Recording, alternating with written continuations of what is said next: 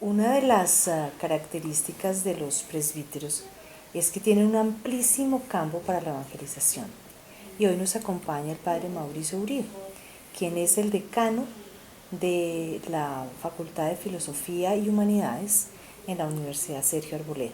Padre, muchas gracias, bienvenido. Bueno, buenas tardes y muchas gracias por la invitación que me hicieron a charlar aquí un rato, pero no solo lo que tiene que ver con mi cargo aquí en la universidad como decano de la Escuela de Filosofía y Humanidades, sino lo que es también muy importante, y es mi condición de capellán mayor de la universidad.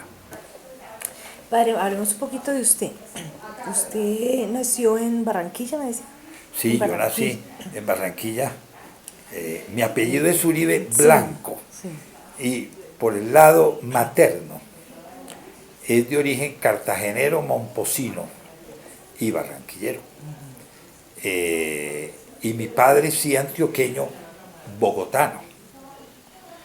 Eh, y bueno, pues yo suelo decir, como decía el poeta, que el país interior es la infancia.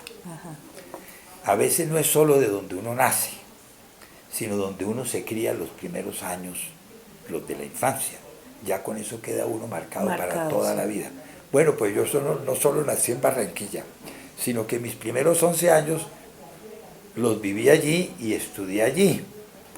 Eso quiere decir que el espíritu caribeño Lo lleva nunca me ha por dentro, abandonado claro. y lo llevo por dentro. Padre, usted estudió en la Universidad de Navarra y usted es abogado también. ¿Cómo se dio? ¿Primero fue abogado y después se fue a formar a Navarra? ¿O primero se formó como presbítero? ¿Cómo fue ese proceso? Yo, como laico, estudié en la Universidad Javeriana.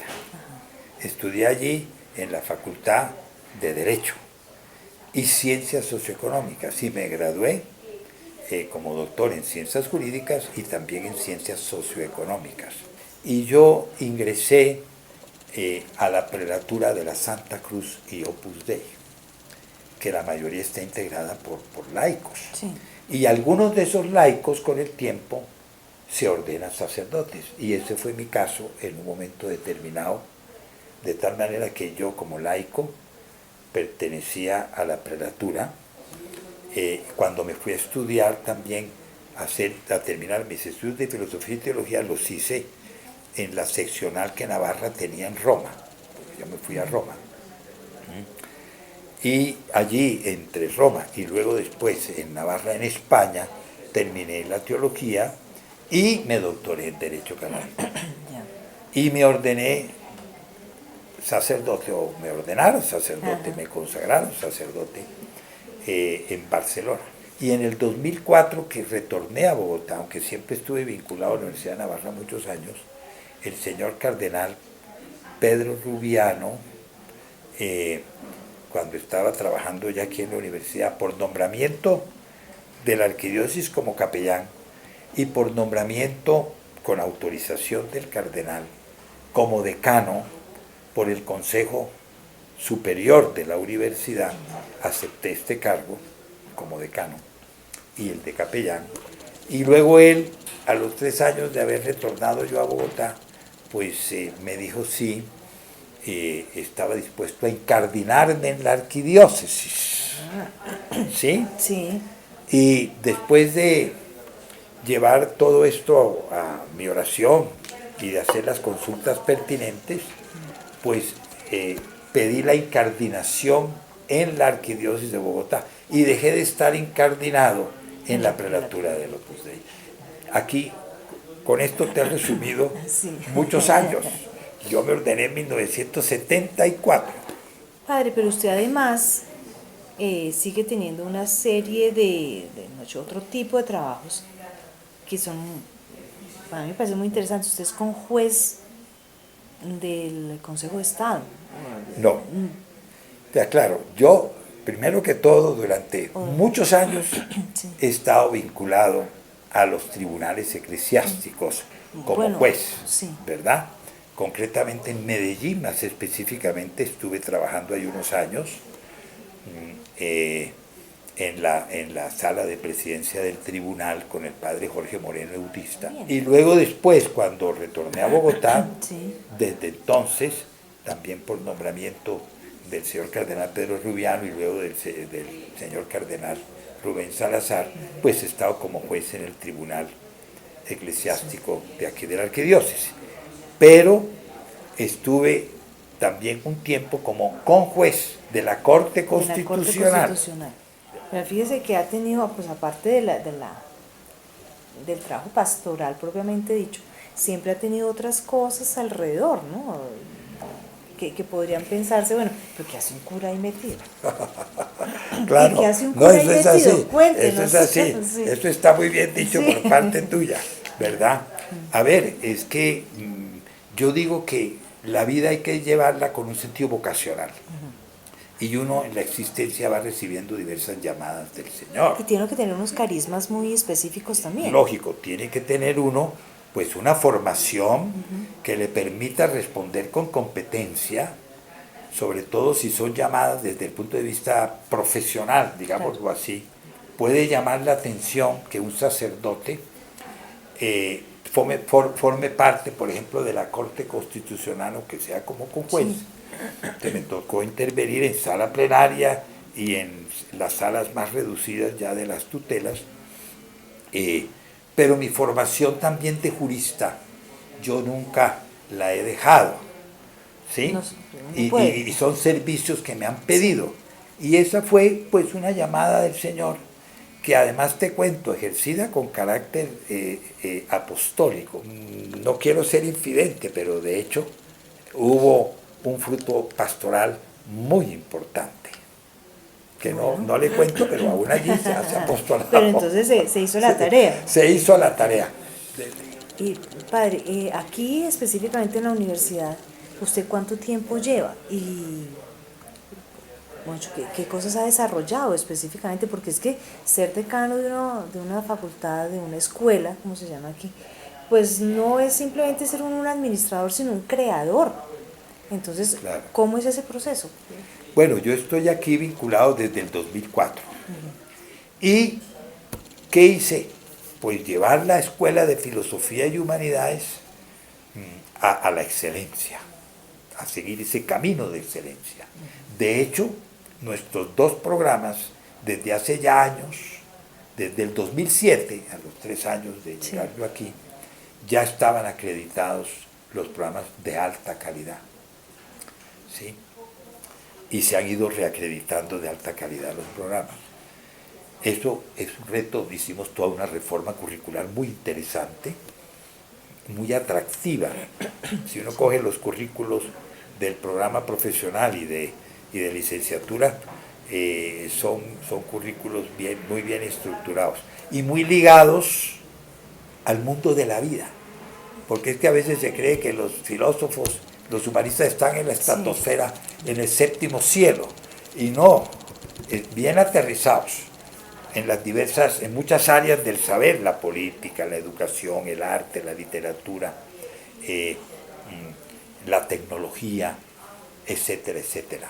Pero lo importante es también la labor pastoral. La labor pastoral que realizamos aquí, que tiene unas peculiaridades y que se ha venido haciendo desde entonces, desde el primer día que yo estuve aquí. ¿Sabes qué fue lo que hice? Lo que me propuse apenas yo me vinculé a la universidad. Aquí no estaba el Santísimo Sacramento permanente. Sí. Pero lo primero que hice fue pedirle al señor cardenal Pedro Rubiano el permiso para tener el Santísimo en la capilla, que era una capilla. No puedo terminar esta sección de la entrevista sin preguntarle, ¿usted fue profesor del presidente? Yo no fui profesor directo del presidente, pero resulta que el presidente Iván Duque, aquí tenemos, como te digo, el minor en humanidades, pero también tenemos el minor en filosofía, o estudios menores en filosofía. Esto es otra novedad de nuestra escuela, eso no lo tienen otras universidades, que lo puede obtener, si quieren, de otros pregrados. Y tenemos lo que se llama el mayor, en filosofía y humanidades, que ya son haber cursado por lo menos 65 créditos Esas son palabras mayores. de adolescente. Pues al presidente, podríamos decir, él es egresado de la Escuela Mayor de Derecho, pero tiene por título honroso el que le dimos desde esta Escuela de Filosofía y Humanidades, que le dimos el mayor o estudios mayores en Filosofía y Humanidades. ¿Pero por qué? Porque se los ganó, eso no fue simplemente sin ningún fundamento. Honoris. Muy bien, muy bien. Padre, creo que nos queda, de las múltiples cosas y ocupaciones, creo que nos queda una muy importante, y es el trabajo en el tribunal eclesiástico. Cuéntenos un poquito de eso. ¿Cómo es el trabajo en el tribunal? ¿Usted qué hace allá? La mayoría de la gente se imagina que el tribunal eclesiástico lo único que hace son nulidades matrimoniales. Pero pues el trabajo del tribunal es inmenso, son 1000 cosas. Cuéntenos un poco de eso. Bueno, mira, es que además te digo, bueno, yo ayudé desde que me vinculé al tribunal aquí de la arquidiócesis, cuando estaba Monseñor Darío Álvarez de presidente del tribunal. Claro, no, sí señora. Entonces resulta que a partir del motu propio, Sí. Mitis Judex Dominus, del Papa Francisco, un revolcón. Sí. Bueno, esta palabra es como fea, más bien le dio todo un vuelco, Sí. ¿verdad?, a la labor que los tribunales tenemos que desempeñar. Porque ciertamente antes el vicario judicial, como presidente del tribunal, pues realizaba muy bien su labor, pero con ese motu propio, en donde hay unos principios que informan esta legislación complementaria de la que ya está en el Código de Derecho Canónico, como por ejemplo el principio de cercanía a la gente, principio de gratuidad, porque tú sabes que en el imaginario colectivo Es carísimo, es la gente inabordable, decía, no, es que esto sí, esto es solo para ricos. Sí, El inabordable. principio de inmediación, por supuesto, el rigor con que hay que llevar las causas, porque el principio de indisolubilidad es fundamental. Eso le iba a decir, la gente cree ahora, digamos que uno de católico de a pie no entiende mucho y dice, pero es que ya uno ya se puede, inclusive usan el término divorciar. Eso Sí, ya es como muy un fácil. divorcio blanco, como Sí, si fuera un sí. divorcio blanco, Sí. ¿verdad? Y no entienden la diferencia también entre, para hablar más técnicamente, cuando se trata de matrimonios religiosos, Sí. incluido el católico, se habla no de divorcio, sino de la cesación de efectos civiles del matrimonio. Eso tiene todo un profundo contenido que ahora no voy a explicar.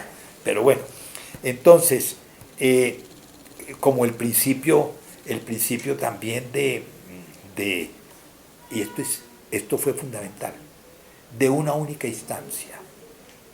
Aunque existe la segunda instancia si hay apelación. En la rota.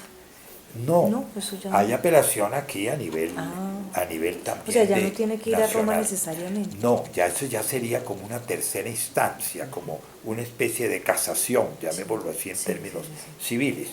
Pero eso ahora se da muy ocasionalmente. Basta la declaración de nulidad en la primera instancia, si no hay apelación, para que eso se pueda ejecutoriar. Si puede haber apelación, e incluso el mismo vicario judicial valorará si esa apelación tiene fundamento o si es simplemente para dilatar las cosas y enredarlas más, y puede hasta negar la apelación en un momento determinado, con fundamento, claro, con motivos serios. Pero lo que te cuento es que eso ha permitido una agilidad y una simplificación también del mismo proceso de nulidad. ¿Sí? Pues padre, muchísimas gracias. Usted hace tantas cosas que uno podría dedicar 2 o 3 programas más para poder contar toda su vida y todos sus trabajos pastorales.